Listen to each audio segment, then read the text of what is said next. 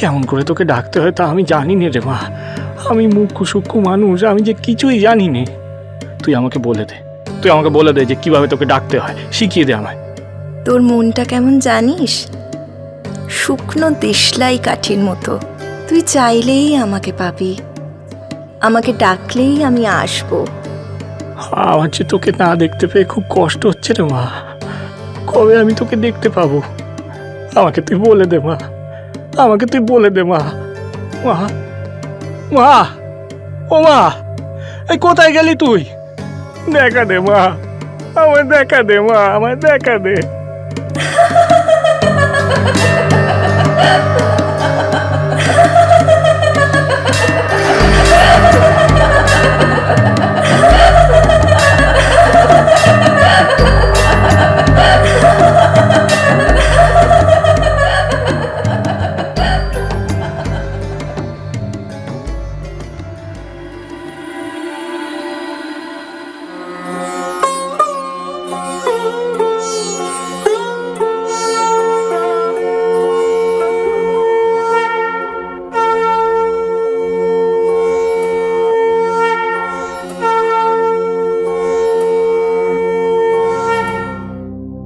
দিন দিন বেড়েই চলে গদাধরের আকুতি।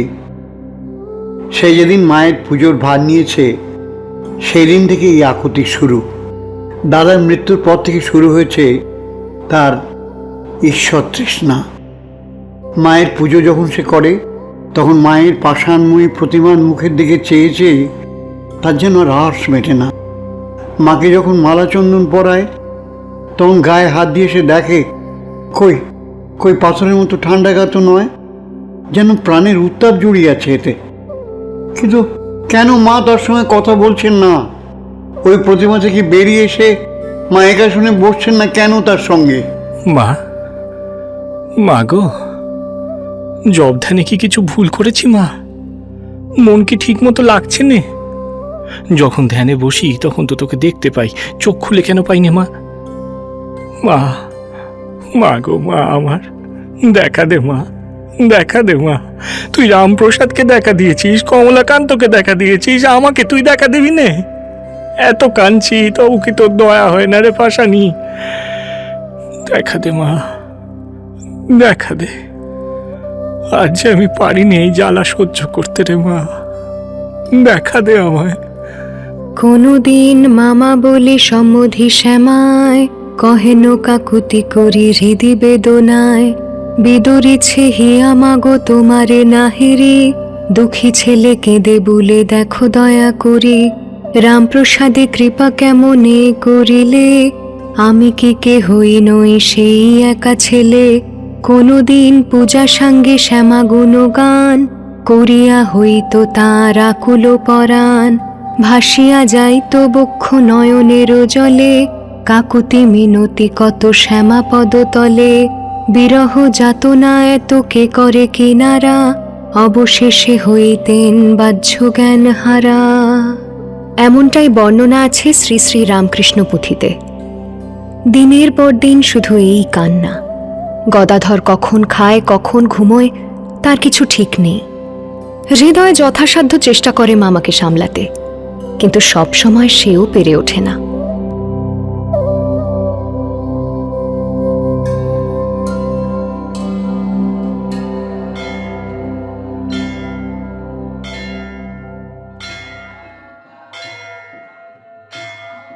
পুজোর কাজ এখনো সে করে বটে, কিন্তু পুজোর পর ধ্যানে বসলে ধ্যান আর ভাঙতে চায় না।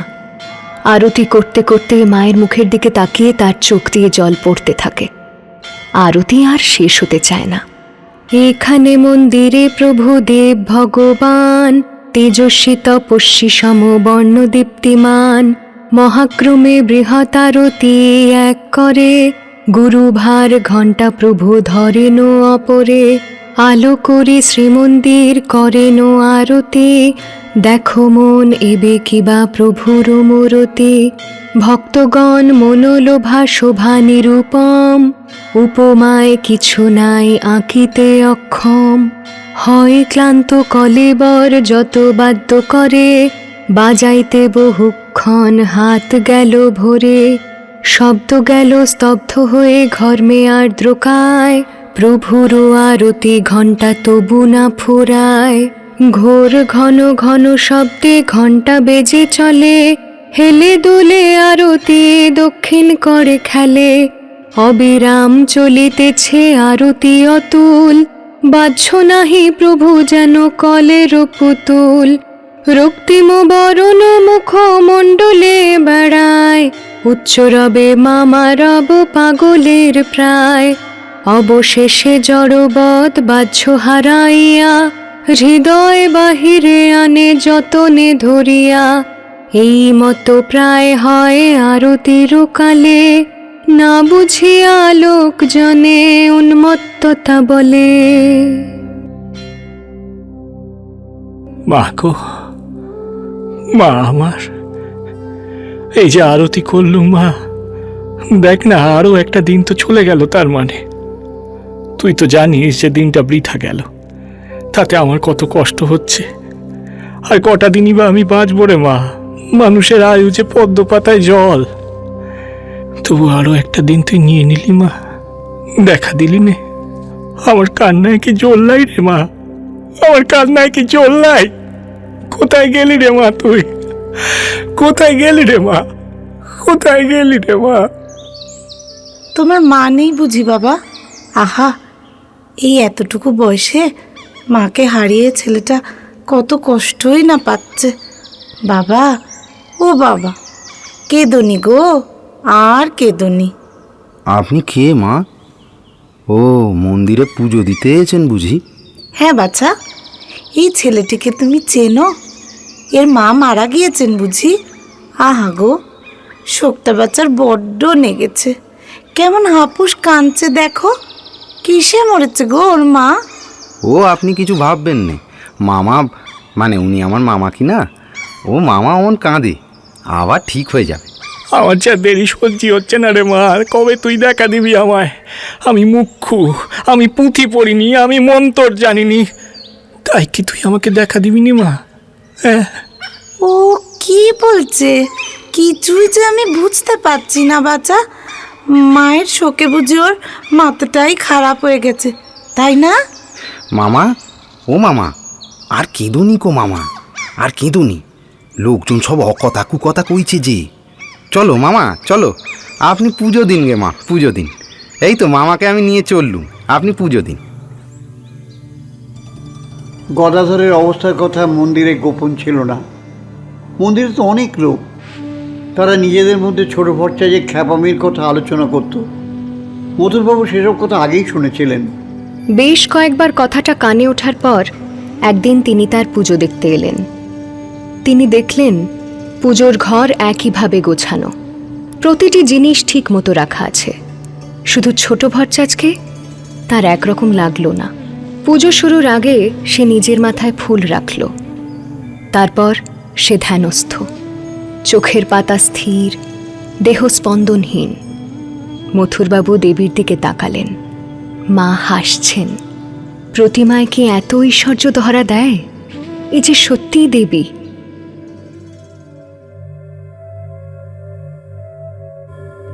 দেখলেন তো সেজবাবু, কেন আপনাকে খবর দিলুম? রোজ এই একই অবস্থা, কখন যে কি করে তার ঠিক নেই। এভাবে তো চলতে পারে না। কি করবেন? হরিমোহন, তোমরা কিছুই করবে না কেমন? আর আমি বা তোমাদের রানীমা কি করবেন সেটা বরং আমরা ভাবি। কেবল তোমরা যাদের ভারী জিভ চুলকোচ্ছে কিছু বলা করার জন্যে, তোমরা কিচ্ছু করবে না। যেমন চলছে চলতে দাও।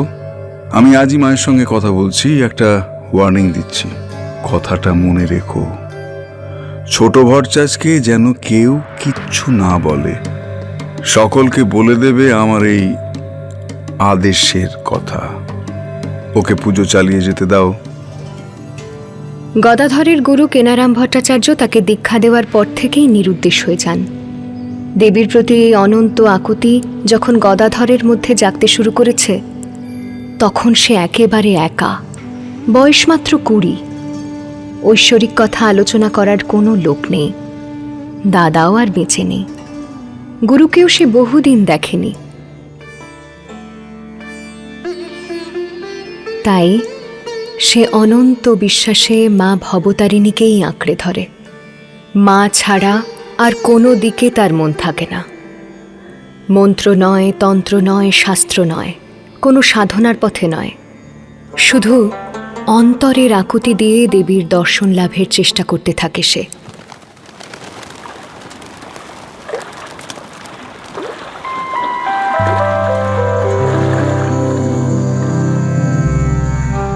মা, মা, আমার ভিতরটা যেন কেউ গামছা নিংড়ানোর মতো নিংড়ে নিচ্ছে রে মা। এত কষ্ট হচ্ছে আমার, এত কষ্ট। তুই মা হয়ে তোর সন্তানকে এত কষ্ট কেন দিচ্ছিস বল? বল আমার কি দোষ মা? বলে দে মা, বলে দে মা। একটিবার আমাকে দেখা দে রে মা, একটা বার রে মা, আমাকে দেখা দে। এবার যদি তোর দেখা না পাই রে মা, তাহলে এই মনুষ্য জীবন আমি আর রাখবই না রে মা। দেখা দে মা, আমার দেখা দে মা, দেখা দে মা, মা গো, দেখা দে মা, দেখা দে মা।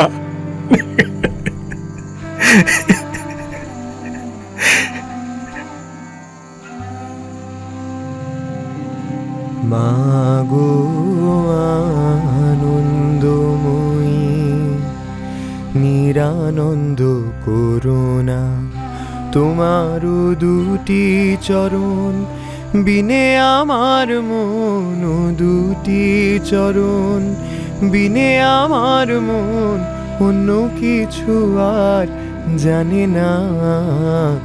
মাগো আনন্দময়ী, নিরানন্দ করুণা, ভবানী বলিয়ে ভাবে যাব চলে, মনে ছিল এই বাসনা মা। ভবানী বলিয়ে ভাবে যাব চলে, মনে ছিল এই বাসনা। অকুল পাথারে ডুবাবে আমারে, স্বপ্নেও তা তো জানি না। মাগো আনন্দময়ী, নিরানন্দ করুণা।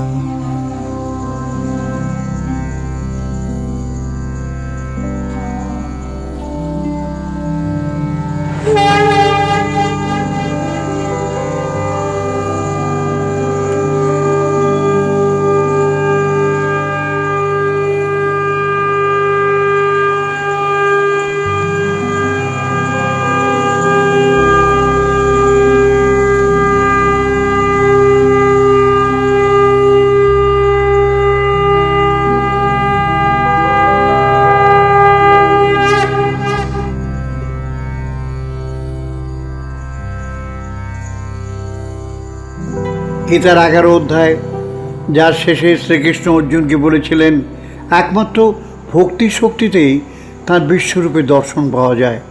বলেছিলেন, হে পাণ্ডব, যে আমার জন্য তার সব কিছু দিয়ে কাজ করে, আমার প্রতি যার নিষ্ঠা আছে, যে নির্জনে একা একা আমার পূজা করে আর কারো প্রতি শত্রুভাব রাখে না, সেই আমাকে পায়।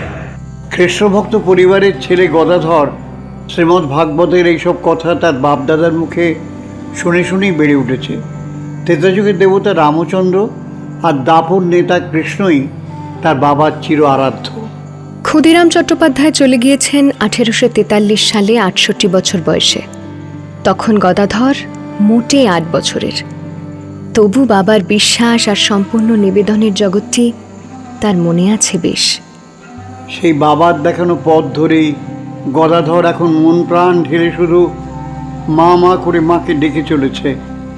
রামপ্রসাদ আর কমলাকান্তের গান গাইতে গাইতে তার মনে হয়েছে এরা তো ঠিকঠাক মায়ের দর্শন পেয়েছিলেন, সেই জন্যই তারা এমন করে মায়ের কথা লিখতে পেরেছেন।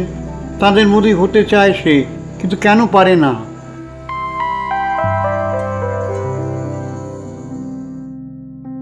আমরা বলছি 19 শতকের গল্প। তার আগের শতকে রামপ্রসাদের জন্ম হয়েছিল নদিয়া জেলার হালি শহরে। ছোটবেলা থেকেই রামপ্রসাদের মধ্যে কবিতা ও সঙ্গীতের দিকে গভীর আকর্ষণ। বাড়ির সকলে চাইতো তিনি সংসারী হন, কিন্তু রামপ্রসাদের মন ছিল মায়ের পায়ে। সেই বিখ্যাত গল্পটা সকলেই জানে। যৌবনে রামপ্রসাদ কলকাতার গরানহাটায় বিখ্যাত ধনী মানুষ দুর্গাচরণ মিত্রের সেরেস্তায় কেরানির কাজ করতেন। দপ্তরের হিসাবের খাতায় তিনি সংখ্যার বদলে লিখে ফেললেন কালী সঙ্গীত।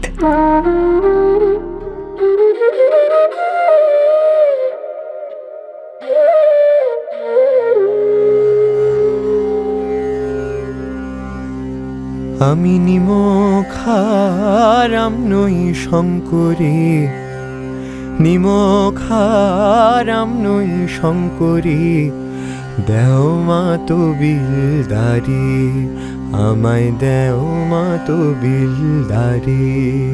আমি নিমখারাম নই শঙ্করী, নিমখারাম নই শঙ্করী, দেও মা তো বিলদারি, আমায় দেও মা তো বিলদারি। প্রসাদ বলে এমন পদের, বালাইলো এ আমি মরি। প্রসাদ বলে এমন পদের, বালাইলো এ আমি মরি। পদের মতো পদ পাইতো, ও পদের মতো পদ পাইতো, সে পদ লয়ে বিপদ সারি। দেও মা তো বিলদারি, আমায় দেও মা তো বিলদারি। আমি নিমখারাম নই শঙ্করী, নিমখারাম নই শঙ্করী, দেও মা তো বিলদারি, আমায় দেও মা তো বিলদারি, আমায় দেও মা তো বিলদারি।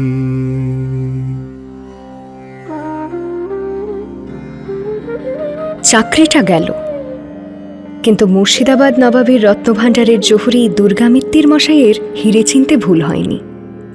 তিনি প্রসাদের জন্য মাসোহারার বন্দোবস্ত করে দিলেন। পরে তিনি নজরে পড়ে গেলেন নদিয়ার রাজা কৃষ্ণচন্দ্র রায়ের। রাজার খাতিরে রামপ্রসাদের সংসারে অভাব কিছু কমল। যে খায় চিনি, যোগায় চিন্তামণি। তিনি তার মায়ের পায়ে মন দিলেন। রামপ্রসাদী গান হল মা আর ছেলের গান। দেবীর সঙ্গে কবির ব্যক্তিগত সম্পর্ক। তার গানে কালী কখনো অবাধ্য মেয়ে, কখনো অভিমানী মা। প্রসাদ আবার তেড়ে সেই মাকে গালি দেন। মা ছেলে ঝগড়া হলে যেমন হয় আর কি। আবার সেই রামপ্রসাদই ভেঙে পড়েন মায়ের কাছে। এই তো হয় মা ছেলের মধ্যে ঘরে ঘরে।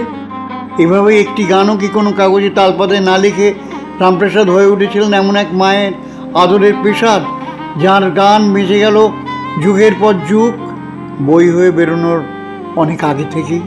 তিনি দেবীর কাছেই সব অভিযোগ করেন, ঝগড়া করেন, আবার গভীর ভালোবাসায় নিজেকে ঢেলে দেন।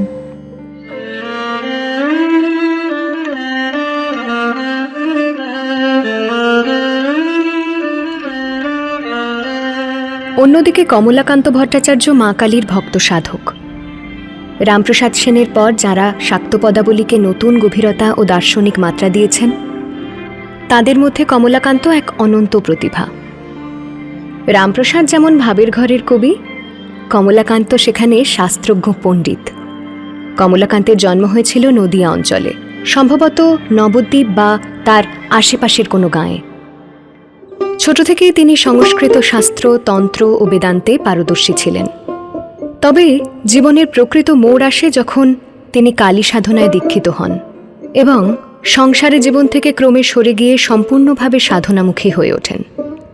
প্রচলিত ধারণা অনুযায়ী তিনি অনেকটা উন্মাদের মতো জীবনযাপন করতেন।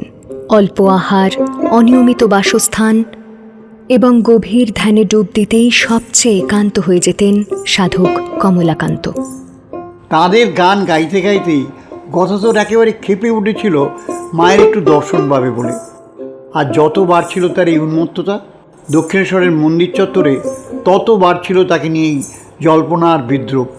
এই যেমন একদিন হরিমোহন এসে হৃদয়কে গায়ে পড়ে কথা শোনাচ্ছে মন্দিরের উঠোনে দাঁড়িয়ে।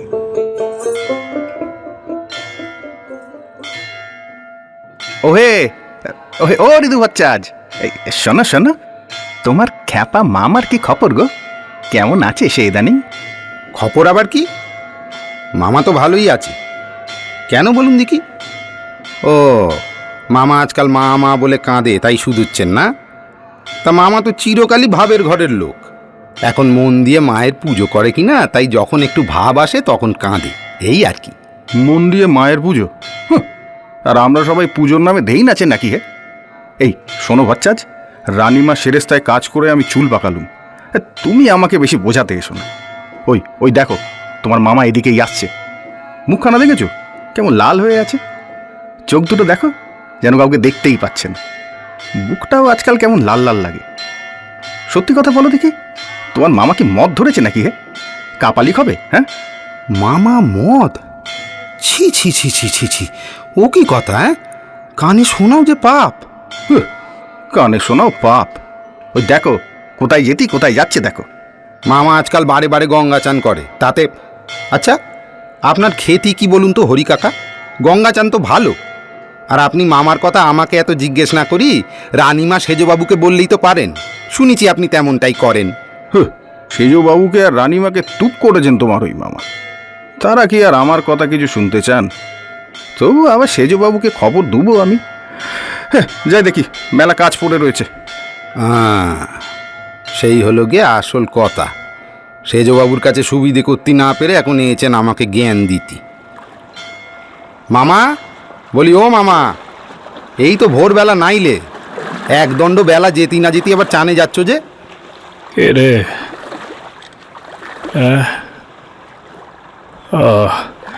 ঋতু এলি? আমার শরীরটা ভালো নেই রে ঋতু।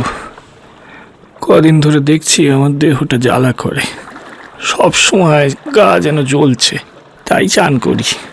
গঙ্গা জলে ডুবে থাকলে তবে একটু ভালো লাগে। কই, তোমার গায়ে জ্বরজারি তো কিছুই লাই, তবে গা জ্বালা করে কেন? কবরেজ ডাকতে হবে? জানি না রে ঋতু, আমার এখন আর কিছুই ভালো লাগে না। দিনের পর দিন যাচ্ছে, মায়ের দেখা তো পাচ্ছি না। আমার মনে হয় দেখা পাবনি, জানিস, কিছুতেই সে বেটি আমাকে দেখা দেবেনি। মা মা মা গো, সে যে কমলাকান্ত তোকে নিয়ে গান লিখেছিল না মা? সদানন্দময়ী কালী মহাকালের মনমোহিনী, সদানন্দময়ী কালী মহাকালের মনমোহিনী। তুমি আপনি নাচো আপনি গাও মা, আপনি নাচো আপনি গাও মা, আপনি দাও মা করতালি। সদানন্দময়ী কালী আদিভূতা সনাতনী, শূন্য রূপা শশী ভালি। আদিভূতা সনাতনী, শূন্য রূপা শশী ভালি। ব্রহ্মাণ্ড ছিল না যখন, ব্রহ্মাণ্ড ছিল না যখন, মুন্ডমালা কোথা পেলি? সদানন্দময়ী কালী, সবে মাত্র তুমি যন্ত্রী, আমরা তোমার যন্ত্রে চলি। সবে মাত্র তুমি যন্ত্রী, আমরা তোমার যন্ত্রে চলি। যেমন রাখো তেমনি থাকি মা, যেমন রাখো তেমনি থাকি মা, যেমন বলাও তেমনি বলি। অশান্ত কমলাকান্ত দিয়ে বলে গালাগালি, অশান্ত কমলাকান্ত দিয়ে বলে গালাগালি। এবার সর্বনাশী ধরে ওষি, সর্বনাশী ধরে ওষি, ধর্মাধর্ম দুটো খেলি। সদানন্দময়ী কালী মহাকালের মনমোহিনী, তুমি আপনি নাচো আপনি গাও মা, আপনি নাচো আপনি গাও মা, আপনি দাও মা করতালি। সদানন্দময়ী কালী। কই কই তুই আনন্দময়ী মা আমার? আমার সকল আনন্দ যে তুই হরে নিয়েছিস রে মা গো। আমার যে আর কিচ্ছু ভালো লাগে না রে মা। মনে হয় যে এ জীবন নিয়ে আমি কি করব রে মা। তোর দর্শনই যদি না পেলুম তবে এই জীবন কেনে রাখবো। ও মামা, কি বলছো গো মামা? চলো দেখি, তুমি চলো তো, আজ আর নাইতে হবে না। পুজোর বেলা হয়ে যাচ্ছে যে, মায়ের ভোগ দেবে না। চলো এবার চলো। ভোগ? মায়ের ভোগ দেবো? ও ও, তাই তো বেলা হলো যে। মা কি খাইনি এখনো? হ্যাঁ রে ঋতু, আমি যে ভোগ দেবো মা খাবে তো? হ্যাঁ খাবে? মা কি সত্যি পাশানি রে ঋতু, নাকি মা সত্যি খায়? মা তো খায় গো মামা, তোমার হাতে খাবে না কেন? লেচ্ছই খাবে। মা না খেলে আমরা প্রসাদ পাবো কি করে? প্রসাদ পাবো কি করে? প্রসাদ পাবো কি করে? প্রসাদ, রামপ্রসাদ। রামপ্রসাদ তো মাকে পেয়েছিল, বল ঋতু। হ্যাঁ, সে তো মাকে পেয়েছিল। তবে আমি কি দোষ করেছি? আমি কেন পাবনি? পাবে গো মামা, তুমিও পাবে। চলো তো এখন, চলো, আর কেঁদুনি। চলো, মায়ের ভোগ নিবেদন করবে, চলো।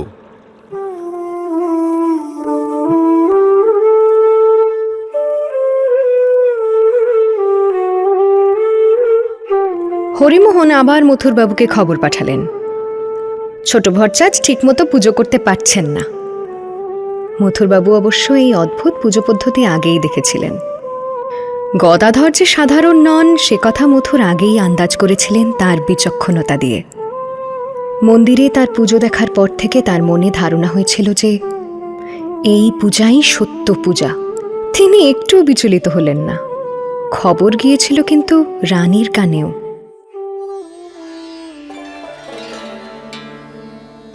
মতুর বাবা, আমি শুনলাম নাকি ছোট বাচ্চার পুজোর কাজ আর মোটেই করতে পারছে না, সে ভুলচুক করে ফেলছে। কালীর পুজোয় ভুলচুক হলে যে নির্বংশ হব। গদাধর ঠিক করে করে? তুমি কি কিছু শুনেছো বাবা? হ্যাঁ মা, হরিমোহন বারবার চিরকুট পাঠাচ্ছে, কিন্তু সে পুজো করছে মা। আমি গিয়ে দেখে এসেছি। সে আশ্চর্য পুজো।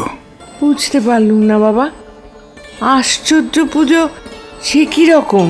পুজো করতে করতে সে ধ্যান করতে থাকে, সেই ধ্যান ভাঙতে চায় না। আগেও সে তন্ময় হয়ে পুজো করতো, কিন্তু এখন যখন সে ধ্যান করে তখন তাকে দেখলে মনে হয় সে তার মধ্যে নেই। ও যখন পুজো করে তখন মায়ের মুখের দিকে তাকিয়েও আমি দেখেছি। মাকে দেখে মনে হলো যেন এখনই কথা বলে উঠবেন। দেখেছো, তোমারও চোখ ফুটেছে বাপ। সেদিন ছোট বাচ্চার মাকে গান শোনাচ্ছিল। হ্যাঁ, আমি ছিলুম। গান গাইতে গাইতে সে কাঁদছিল। তখনও আমি মায়ের দিকে তাকিয়েছিলাম। আমারও ঠিক একই কথা মনে হয়েছে বাবা, মা যে জীবন্ত। অদ্ভুত পূজক পাওয়া গিয়েছে বটে মা। আপনি প্রথম দিন দেখে ঠিকই বুঝেছিলেন। আমার মনে হয় ছোট ভরচাজের পুজোয় মা শিগগিরই জেগে উঠবেন। তোমার মুখে ফুল চন্দন পড়ুক বাবা। মা যে আমায় স্বপ্নাদেশ দিয়ে তার নিজের মন্দির নিজে গড়ে নিয়েছেন। এখন তিনি জেগে উঠলে আমি নিশ্চিন্তে মায়ের পায়ে আশ্রয় নেব। একটা কথা বাপ, আমি রই বা না রই, আমার দিব্যি রইল বাবা।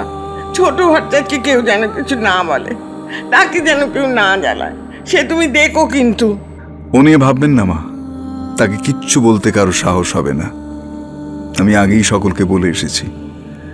তবে একটা কথা কি জানেন, তাকে কেউ কিছু বললে সে হয়তো জানতেও পারবে না। সে এমন এক ভাবের ঘরে রয়েছে, সে না দেখলে বিশ্বাস হয় না।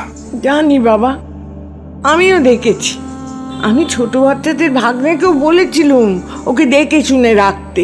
হ্যাঁ, ওই ছেলেটি যত্ন করে তাকে ঠিক রেখেছে, নইলে হয়তো সে নাওয়া খাওয়া একবারেই ছেড়ে দিত। এই বয়সে এমন কঠিন সাধনা সে করছে, দেখলে চোখ জুড়িয়ে যায়। কিন্তু এখনো অনেক বাকি, ওকে সাবধানে রাখতে হবে। ঠিক বলেছ বাবা, চারা গাছকে যেমন বেড়া আগলে রাখতে হয়, ওকে এখন আমাদের তেমনি করে আগলে রাখতে হবে। মা তাকে কৃপা করুন। মা, মা গো, কৃপা করো মা, কৃপা করো।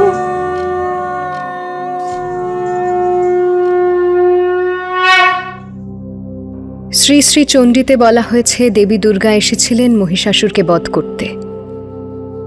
সমস্ত দেবতাদের মিলিত প্রার্থনার শক্তি এক বিশাল ঐশ্বরিক তেজের রূপ ধরে প্রকাশিত হয়েছিল। তার ভেতর থেকে বেরিয়ে এসেছিলেন আদি শক্তি, সনাতনী, বিশ্বজননী। পৃথিবীর সমস্ত ধর্ম বারবার বলেছে প্রার্থনার অসীম শক্তির কথা। আমরা যে মহামানবের জীবন কথা বলছি, তিনিও মাকে পেয়েছিলেন শুধু প্রার্থনার জোরে। গদাধরের তখন সময় অসময়ের খেয়াল থাকত না, বেশিরভাগ সময় সে মায়ের মন্দিরেই পড়ে থাকত। মা, বড় কষ্ট রে মা, বড় কষ্ট রে। আর পারি না রে মা, তোর দেখা না পেয়ে আর পারি নে আমি। বৃথায় জীবন, বৃথায় শরীর চলে গেল রে মা, শরীরটা একেবারে চলে গেল আমার। বড় কষ্ট হচ্ছে রে মা, বড় কষ্ট হচ্ছে। কেন এত কষ্ট দিচ্ছিস তুই আমায়? আমি কি তোর সন্তান নই রে মা? আমি তো সন্তান নই। এত কষ্ট দেখেও তুই আছিস কি করে? দেখা দে মা, দেখা দে। দিবিনি, দিবিনি, তুই দেখা। জ্বলে যাচ্ছে যে শরীরটা আমার, জ্বলে যাচ্ছে মা। তো দেখাই যদি না পেলুম তাহলে এই ছাই শরীর লেগে আমি কি করব বল দেখি? রাখবুনি, রাখবুনি এ শরীর আমি আর রাখবুনি। ওই ওই তো তোর খাড়া, ও দিয়ে আজ এখানে তোর সামনে এই ছাই শরীর ত্যাগ করবো আমি। এই শরীর আর আমি রাখবুনি, রাখবুনি রে মা। ওই তো তোর খড়গ।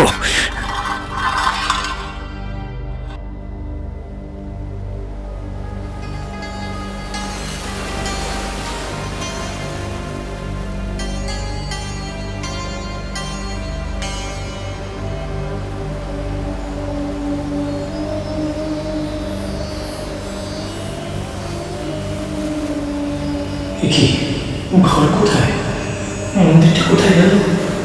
আলো, এই যে আলো, জ্যোতি, জ্যোতি সমুদ্র। এ কেমন সমুদ্র? চারপাশে আকাশ কালো, আকাশ কালো, সাগর কালো। সেই সাগর থেকে ঢেউ এসে আমাকে উল্টো পাল্টে আসতে বলছে মা, মা। আমি তার থেকে মাছটা পড়ছে যে মা। কালো সাগরের অনন্ত ব্রহ্মচন্দ্র, কি আশ্চর্য জ্যোতি রে মা। ডুবে যাচ্ছে রে মা, ডুবে যাচ্ছে রে মা। মায়ের নিচে নেই, কিছু নেই, আশ্রয় নেই, তল নেই। এই কোন রসাতলে চলেছি রে মা। মা, মা, মা রে।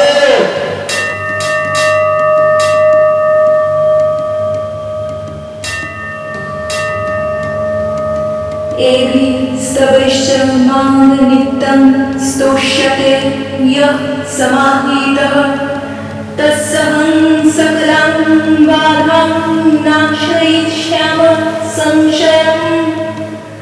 গদাধর, এই তো আমি, এই তো।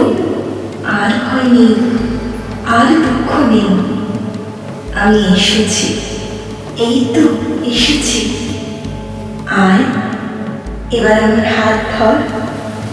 আমি তো আছি, আর কোনো ভয় নেই।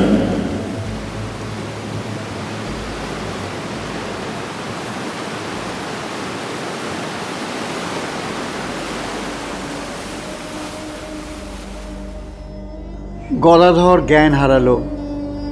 3 দিন জ্ঞান ফিরল না। মন্দিরে তাকে পড়ে থাকতে দেখে লোকজন তাকে তার ঘরে পৌঁছে দিয়েছিল। 3 দিন অজ্ঞান, অথচ তার মুখে এক আশ্চর্য স্মিত হাসি। মুখখানে যেন আলো হয়ে আছে, যেন মায়ের কোলে ঘুমিয়ে থাকা এক নিতান্ত শিশু। মাকে ছাড়া যার কেউ নেই এই জগতে, সেই শিশু যেন তার মায়ের আশ্চর্য সৃষ্টি নিজেকে চিনতে চিনতে হেসে হেসে দেয়ালা করছে, আর তাই হাসছে। মাঝে মাঝে যখন জ্ঞান ফিরছে তখন সে মা, মাগো, মাগো, মাগো বলে ডেকে আবার চেতনা হারাচ্ছে। চৈতন্য সমুদ্রের স্নানের পর বাহ্য চেতনা ফিরতে এত দেরি হলো?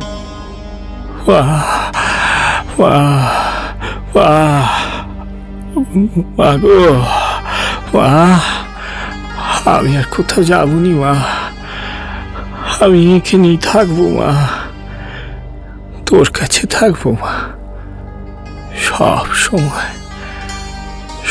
সময় রে মা। মাগো, আমি তো তোর কাছেই আছি এখন, সব সময় আছি। তুই যখন জেগে উঠবি তখনও আমার সঙ্গেই থাকবি। তোর ডাকে যে আমি সাড়া না দিয়ে পারিনি, এখন আমি থাকবো। আমি তোর ভেতরে জেগে উঠেছি যে, এবার তুই জেগে ওঠ।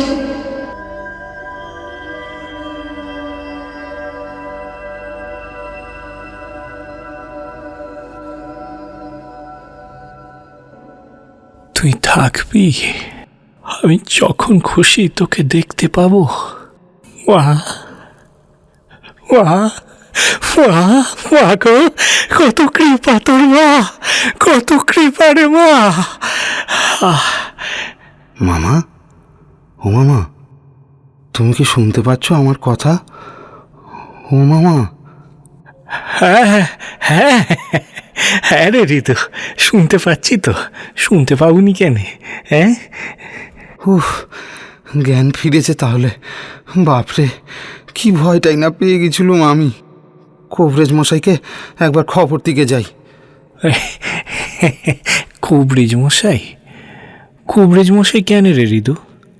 উফ, কেমন যেন জল তেষ্টা পাচ্ছে। কুঁজোয় কি জল আছে? জল খাবে মামা? আমি এক্ষুনি দিচ্ছি। এই নাও মামা, জল খাও। তোমার যে 3 দিন জ্ঞান ছিল নি গো মামা, মন্দিরে পড়ে গিয়েছিলে, মনে নেই?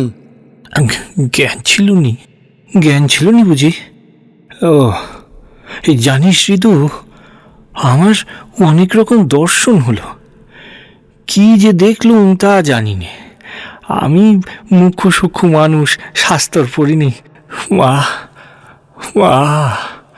মা গো, আমায় তুই সব বুঝিয়ে সুঝিয়ে দিস রে মা। দেখে শুনে রাখিস মা আমায়, দেখে শুনে রাখিস আমায়।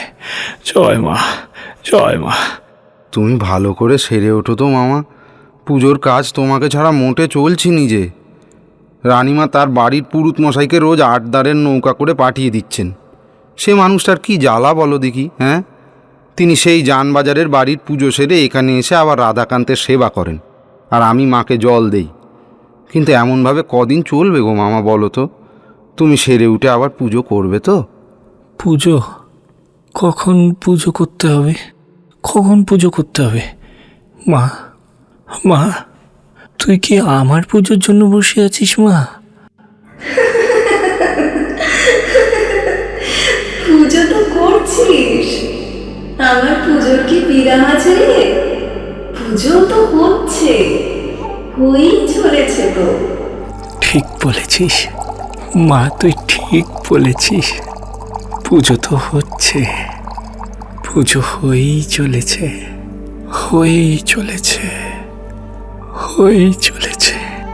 না, এ তো কখন কি বলছে তা ঠিক নাই। বলে কিনা পুজো হয়েই চলেছে। কবরেজ মশাইকে আবার খবর দিতে হবে, বায়ু চড়ে গেছে নিঘাত। ওষুধপত্তি না খেলে সারবে কি করে? আমি যে কোন দিক সামলাই এখন। মামা, এখন কাজের কথা ভেবুনি, তোমার শরীরটা আগে সারতে দাও। কবরেজ মশাই যে ওষুধগুলো দিয়ে গেছেন সেগুলো খাও, কেমন? খুব ভালো কবরেজ মামা, ভূকৈলাসের রাজবাড়ির বদ্যি। সেজবাবুকে বলে আমিই তাকে খবর দিয়ে আনিয়েছিলুম।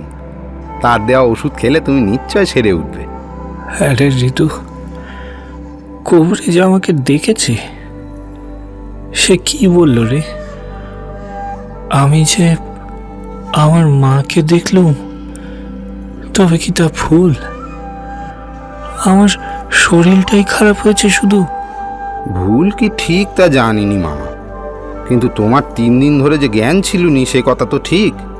তুমি চিকিৎসা করাও, না বলুনি কেমন? হ্যাঁ, এই তো কদিন আগেই বড় মামা চলে গেল, আবার বছর ঘুরতি না ঘুরতি তোমার দেহটাও কাহিল হলো।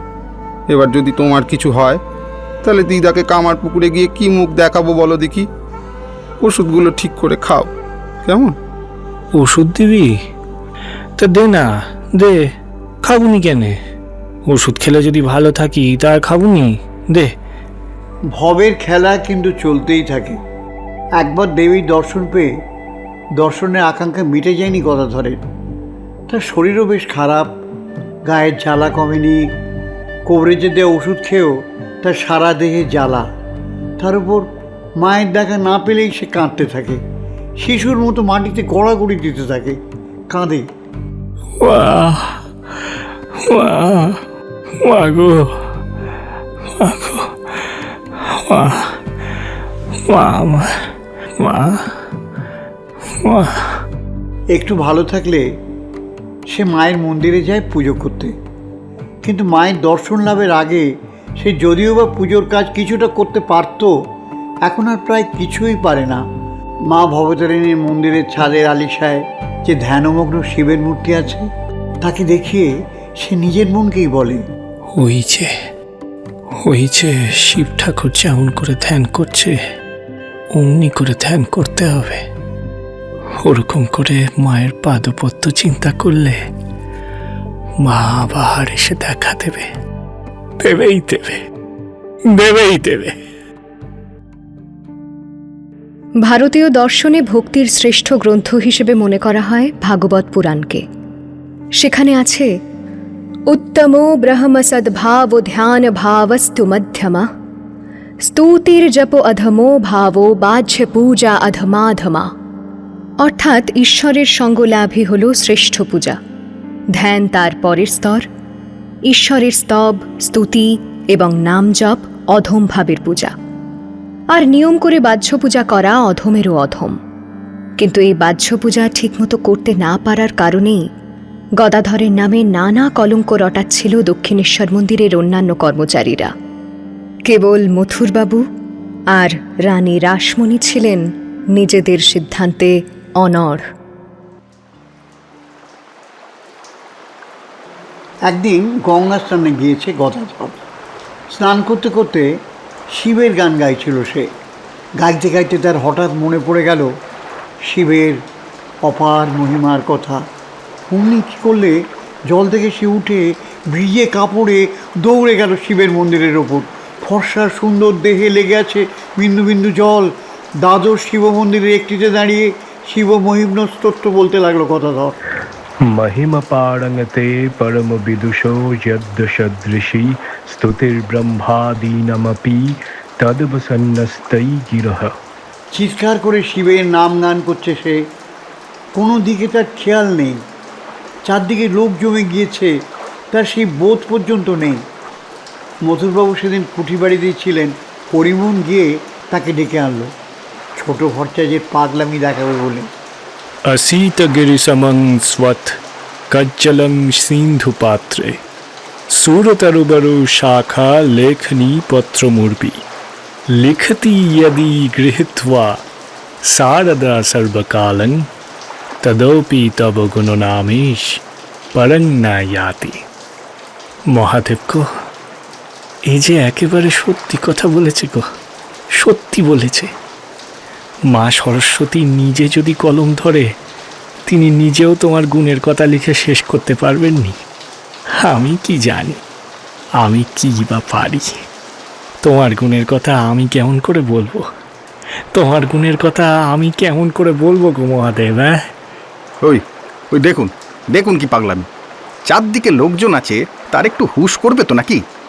এমন ধারা দেখেছেন কখনো? আবার কেমন কাঁদে দেখো, যেন ছোট ছেলেটি। না, এমনটা আমি সত্যি আর কখনো দেখিনি। তবে আমি আপনাকে বলেছিলাম কি না, এই চলছে সমানে, ওকে গিয়ে টেনে নিয়ে আসো নাকি মন্দির থেকে? কি বলেন হুজুর? ওরে তোরা কে কোথায় আছিস? ছোট বাচ্চাকে নামিয়ে নিয়ে আয় তো মন্দির থেকে। কি বললে? ঘাড়ে তো তোমার একটাই মাথা আছে দেখছি হরিমোহন। এতটা স্পর্ধা তোমার? যার মাথার ওপর মাথা আছে সেই যেন এই মুহূর্তে ছোট ভট্টাচার্যকে স্পর্শ করতে যায়। মহাদেব গো, আমার ধ্যান শিখিয়ে দাও বাবা। মহাদেব, আমাকে তুমি ধ্যান করতে শিখিয়ে দাও। ঠিক যেমনভাবে ধ্যান করছো তেমনিভাবে আমি কবে ধ্যান করতে শিখবো গো বাবা মহাদেব?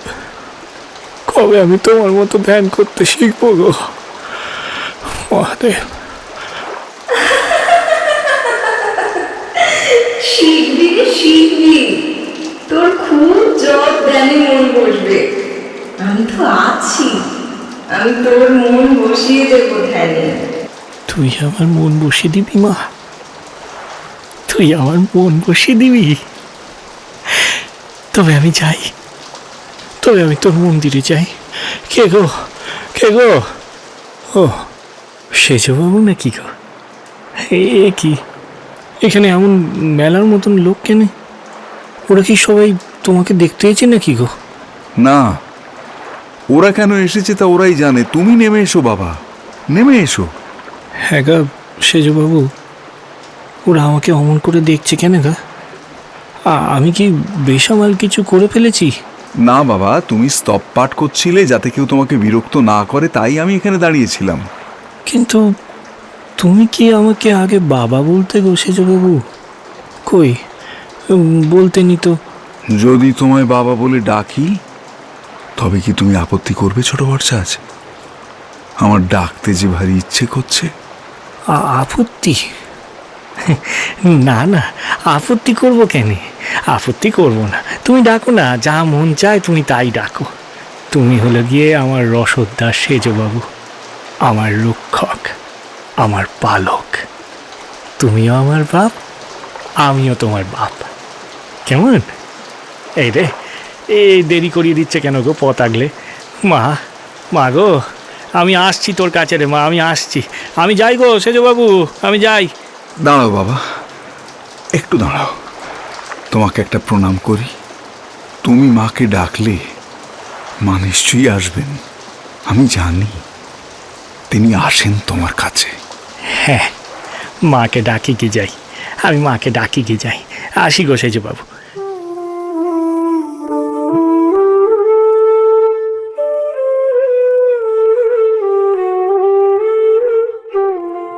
আজ মহাদেবের কাছে খুব করে প্রার্থনা করেছি যাতে ধ্যানটা ভালো করে হয়। আজ কি আবার তোর দর্শন পাবো রে মা? মা গো, পাবো কি তোর দেখা? ধ্যান করতে হবে, ধ্যান করতে হবে। এ কি হচ্ছে? আমার হাত পা এমন করে আটকে যাচ্ছে কেন? এ আমার কি হলো মা? এ আমার কি হলো মা? এ কি হলো গো? ভয় পাসনি, ভয় নেই। আমার কাছে যে থাকে তার কিসের ভয়? তোর দেহ তোকে আটকে দিয়েছে আমার কাছে। এবার তুই ধ্যান কর, আমি আছি, তোর খুব কাছেই আছি। ধ্যান কর। মা আছে, মা আছে, ভয় কি? মা তো আছে, মা তো আছে। মামা, কাল তো তুমি প্রায় সারা রাত মন্দিরেই ছিলে। কি করছিলে মামা অতক্ষণ? সারা রাত ছিলুম বুঝি? ও, কখন দিন হয় কখন রাত হয় কিছুই তো বুঝতে পারিনি রে হৃদ, কিছুই বুঝতে পারিনি। কাল এটা খুব অদ্ভুত ব্যাপার হলো জানিস হৃদু। আমি মায়ের কাছে ধ্যানে বসেছি, হঠাৎ কি মনে হলো জানিস, আমার হাত পায়ের সব হাড়গুলো খটাখট খটাখট করতে লেগেছে।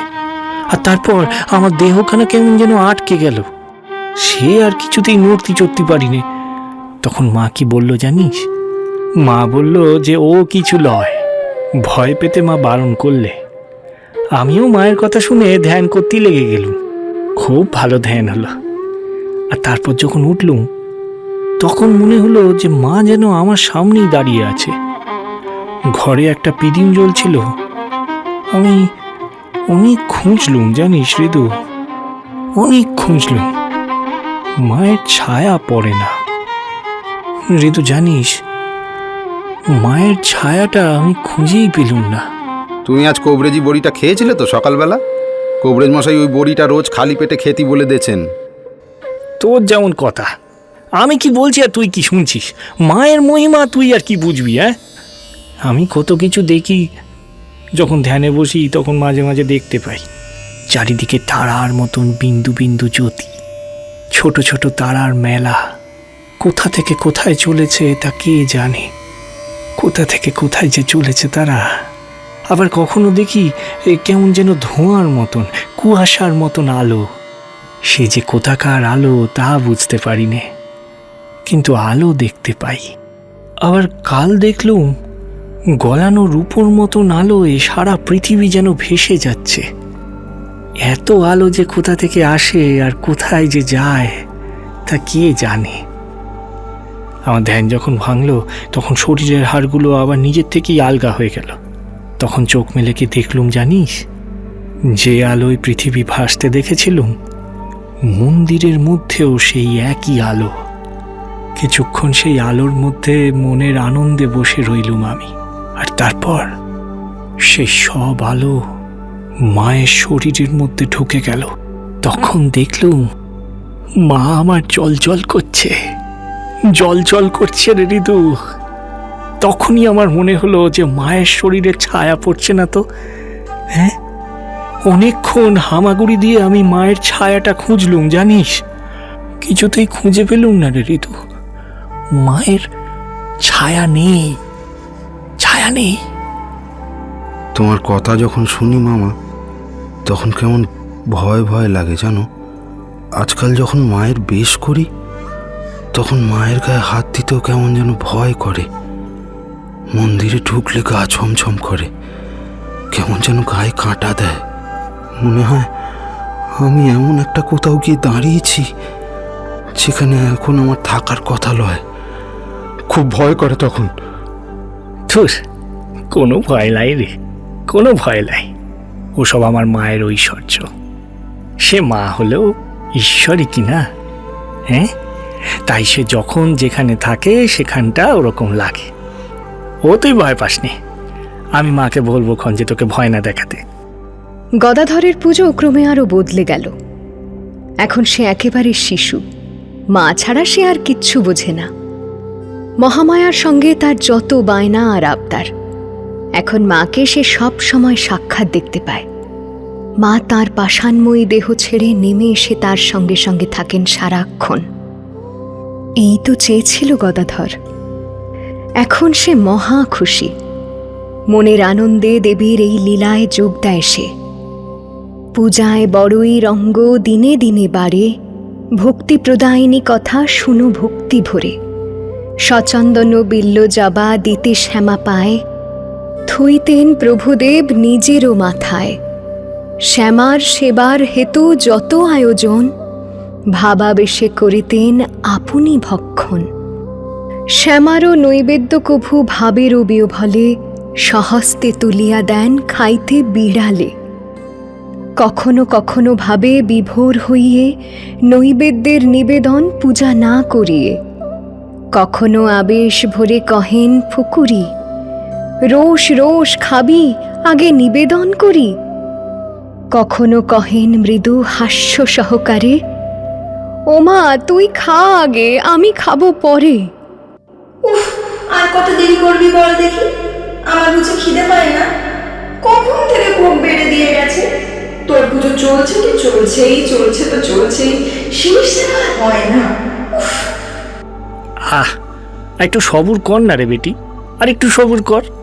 তোর খিদে পেলে কি আর একটু তর্স হয় না?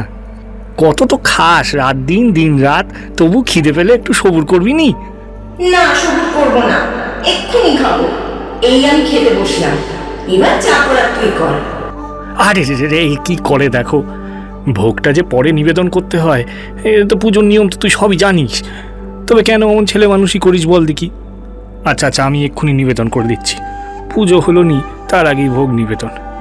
রোষ রোষ, ভোগ নিবেদনের মন্ত্রতন্ত্র তো বলে নি, তারপর খাস। দাঁড়া দাঁড়া, করে দিচ্ছি নিবেদন। ওং হ্রিং শ্রিং ক্লিং আদ্যা কালিকা পরমং ঈশ্বরী স্বাহা। ওং কালিকায় নমঃ, ওং কালিকায় নমঃ, ওং কালিকায় নমঃ। নে নে, আস্তে খা, আস্তে খা।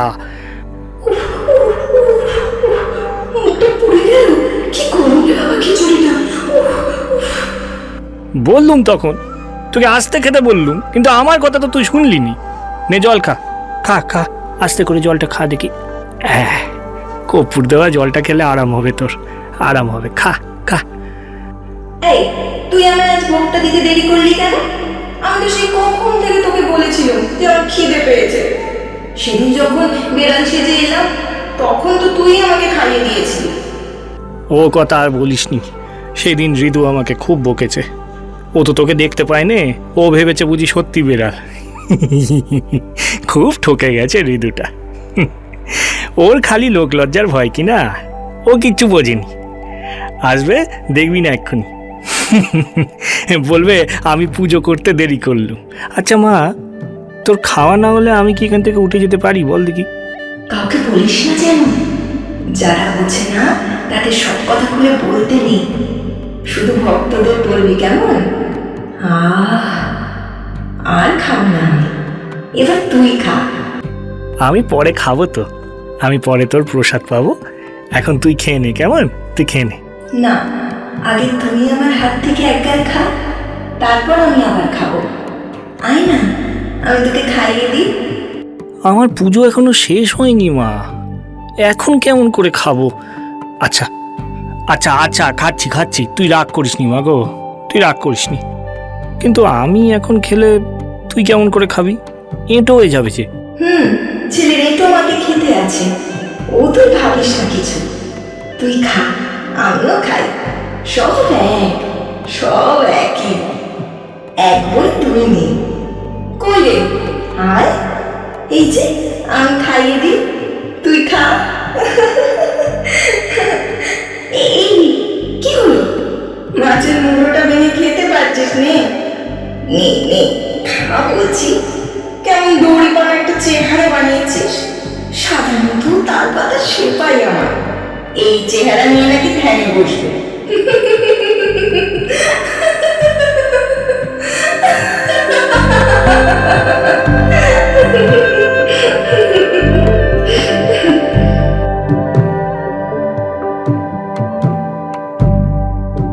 এই চলতে থাকে মা আর ছেলের মধ্যে। আচ্ছা, গদাধর কি মানুষ নাকি পাগল? বাতুল, তাকে এত নম্বর দেওয়ারই বা কি আছে? শুনুন, এমনও সত্যিকার মানুষ এই পৃথিবীতে ছিল মাত্র 140 বছর আগের পৃথিবীতে।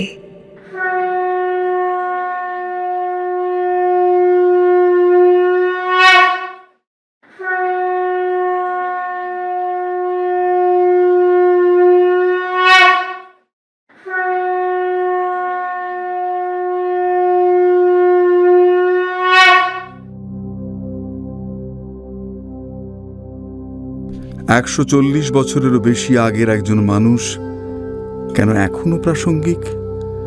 গদাধর কি শুধুই একজন সাধক, নাকি নিজের সাধনার বাইরে বেরিয়ে তিনি সত্যিই হয়ে উঠেছিলেন আত্মনামক স্বার্থ জগদ্ধিতায়, বেদমন্ত্রের জনক? জানতে হলে শুনুন মিস্টিক মঙ্কের পরবর্তী এপিসোড টাইমস অফ থিয়েটারের ইউটিউব চ্যানেলে।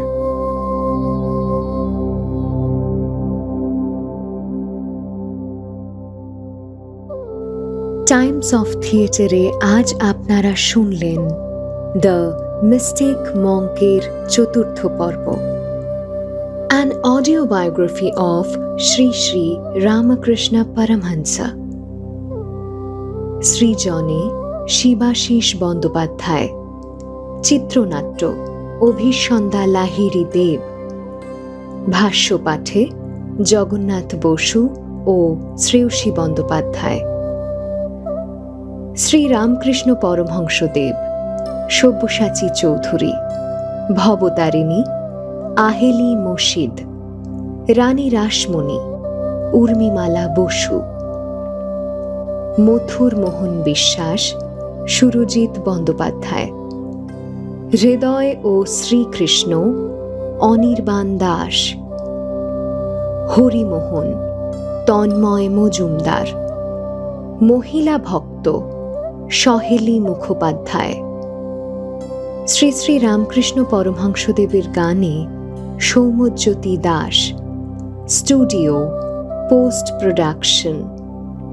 Production Times of theatre. সঙ্গীত ও আবহ পরিকল্পনা তুনির চট্টোপাধ্যায়। প্রযোজক শুভময় বসু। সহকারী প্রযোজক নীলাঞ্জনা লাহিড়ী বন্দ্যোপাধ্যায়। প্রযোজনা ব্যবস্থাপনা সহেলী মুখোপাধ্যায়। প্রযোজনা সহায়তা তানিয়া আমিন ও মৌলমী পণ্ডিত। প্রচার অলঙ্করণ গ্রে অ্যান্টেনা।